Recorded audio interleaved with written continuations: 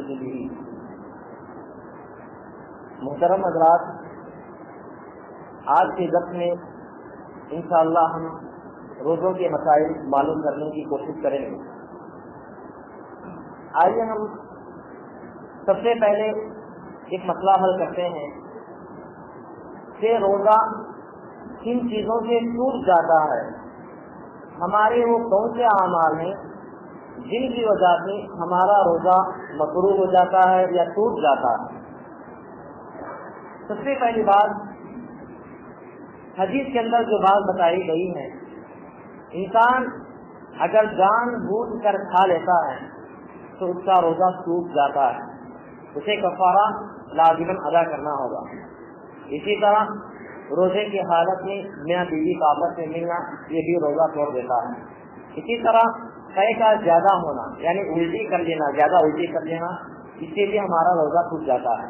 اسی طرح عورتوں کے مسائل پیش ہوتے ہیں، اچانک عورتیں حیضہ ہو جاتی ہیں تب بھی ان کا روزہ ٹوٹ جاتا ہے۔ اسی طرح عورت ماں بن جاتی ہے، رمضان کے مہینے میں اولاد پیدا ہو جاتی ہے تب بھی روزہ ٹوٹ جاتا ہے۔ یہ چند مسائل ہیں جن کی وجہ سے روزہ ٹوٹ جاتا ہے اور ان روزوں کی قضا کرنا لازم ہے۔ البتہ جان بوجھ کر جو آدمی کھا لیتا ہے پی لیتا ہے اسے کفارہ ادا کرنا ہوگا۔ آئیے ہم یہ دیکھتے ہیں کہ روزوں کے مسائل میں سے ایک مسئلہ یہ بھی ہے کہ ہم روزے کی حالت میں کن چیزوں کا استعمال کر سکتے ہیں، یعنی کن چیزوں کے کرنے سے روزہ نہیں ٹوٹتا۔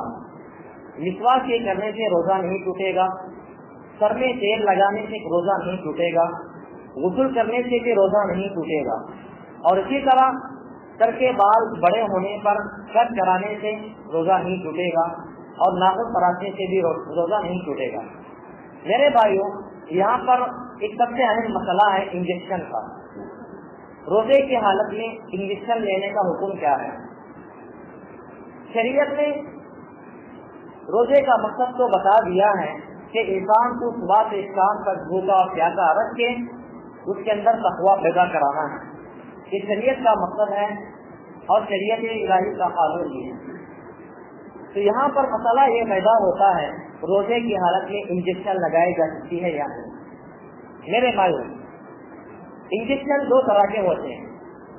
ایک انجیکشن جو انسان کے اندر طاقت بڑھا دیتی ہے، انسان کی بھوک کو مٹا دیتی ہے۔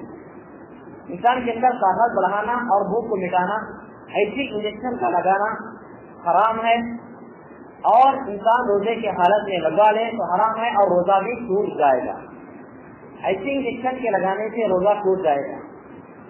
البتہ ایک اور انجیکشن ہے جن کا لگانا واجب ہوتا ہے، انسان کے لیے واجب ہے، جیسے کچھ مخصوص بیماریاں ہیں، کینسر یا شوگر۔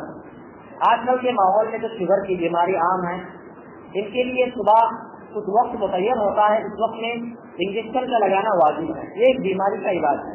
تو ایسے موقعوں پر انجیکشن روزے کی حالت میں لگایا جا سکتا ہے۔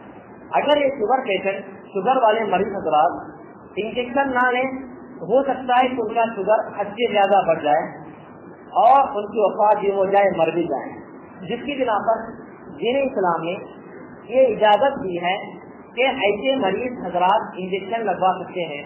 خود قرآن مجید میں پارہ نمبر 3 میں اللہ تعالیٰ نے فرما دیا، لا اکراہ فی الدین، دین اسلام کوئی زبردستی کا دین نہیں، بلکہ دین اسلام بالکل آسان دین ہے۔ دین اسلام بالکل آسان دین ہے، اور دین اسلام جو انسانوں کے لیے آسانی فراہم کرتا ہے ان آسانیوں کو ہمیں اپنانا چاہیے۔ تو انجیکشن کا معاملہ مریضوں کے لیے، بیماروں کے لیے یہ حکم دیا گیا کہ بیماری دور کرنے کے لیے انجیکشن لگایا جا سکتا ہے۔ رہا مسئلہ چھوٹی سی بیماری آ جاتی ہے، تھوڑی بہت بخار آ گئی، سر میں درد ہو گیا، تو کیا ہم اس موقع پر انجیکشن لے سکتے ہیں یا نہیں؟ میرے بھائی، ایسے موقعوں پر ہمیں انجیکشن نہیں لے سکتے۔ انجیکشن آخری مرحلے تک لینا چاہیے، نہ کہ تھوڑا سا سر میں درد آئے ہم نے تھوڑا انجیکشن لے لیا، یہ غلط بات ہے۔ یہ رہے چند روزوں کے مسائل۔ میرے بھائیوں، روزہ ٹوٹنے کے اسباب میں سے چند اسباب اور بھی ہیں۔ مثلا ہم لوگ صرف نام کا روزہ رکھیں، شام کا نہیں، ادھر روزہ رکھ کر دوسروں کی غیبت کریں، نمازوں کا اہتمام نہ کریں، دوسروں کا مال ہڑپ کریں، چھین لیں، دوسروں کے مال پر قبضہ جمائیں، دوسروں کو تکالیف پہنچائیں، تو ऐसे मौके पर हमारा रोजा या तो मकरूह हो जाता है या टूटने के इम्कानात भी हैं। वो कैसे कहने वाले, रोजे का मकसद क्या है, रोजे के अंदर इंसान क्या करना है। सही तिरमिज़ी की हदीस है, सही तिरमिज़ी की हदीस है, अल्लाह के रसूल अकरम सल्लल्लाहु अलैहि वसल्लम ने फरमाया, अल्लाह ताला कहता है कि मेरा बंदा सुबह से शाम तक भूख और प्यास को सिर्फ और सिर्फ अल्लाह के लिए बर्दाश्त करता है, तो अल्लाह ताला उस आदमी के मुंह से निकलने वाली बदबू को भी मुश्क से ज्यादा खुशबू करार देता है। अल्लाह ताला को इंसान के मुंह से निकलने वाली बदबू अल्लाह कहता है कि वो मेरे नजदीक मुश्क से भी ज्यादा खुशबू वाली है।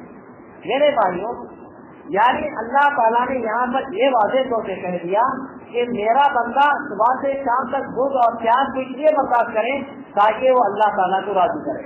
अल्लाह ताला को राजी कैसे किया जा सकता है? नमाजों के जरिए। किसी इंसान को तकलीफ नहीं देकर अल्लाह को राजी किया जा सकता है। अगर हम रोजा रखकर झूठ बोलें, किसी के माल में तिजारत में धोखा दें, किसी के माल पर कब्जा जमा लें, किसी को तकलीफ पहुँचाएं, तो फिर हम अल्लाह ताला को कहाँ राजी करें। तो मेरे भाइयों, रोजा नाम है हर ख्वाहिशा में नफसानी पर कंट्रोल करना। हमारा दिल जो भी चाहेगा उन तमाम चीजों पर कंट्रोल करने का नाम रोजा है।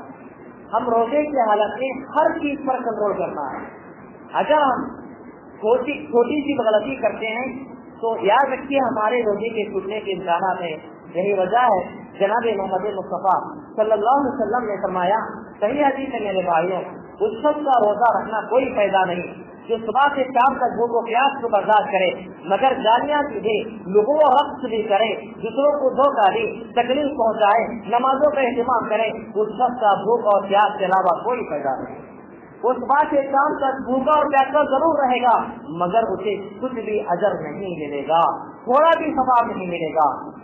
अगर उसके मुकाबले में जो कोई भी बंदा रोजा रखता है, भूख और प्यास को बर्दाश्त करता है, शरीयत इस्लामिया के मुताबिक अमल करता है, नमाजों का इस्तेमाल करता है, गरीबों को खिलाता है, दूसरों की मदद करता है और रास्तों में तकलीफदार चीजों को हटाता है, एक दूसरे को सलाम करता है और आपस में मदद करने में लग जाते हैं, तो ऐसे बच्चे खुश नसीब हैं, इनके रोजे भी कबूल होंगे, इनको पूरा का पूरा सवाब भी मिलेगा।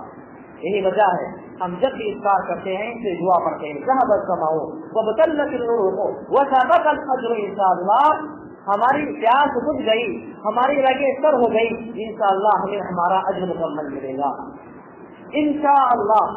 व सबक़ल अज्र इंशाअल्लाह, व सबक़ल अज्र इंशाअल्लाह। इस दुआ में व सबक़ल अज्र इंशाअल्लाह आकर यहाँ पर ये बतला रहा है कि इंसान का रोजा कबूल होना या ना होना ये अल्लाह के इख्तियार है, बस हमारा यकीन है।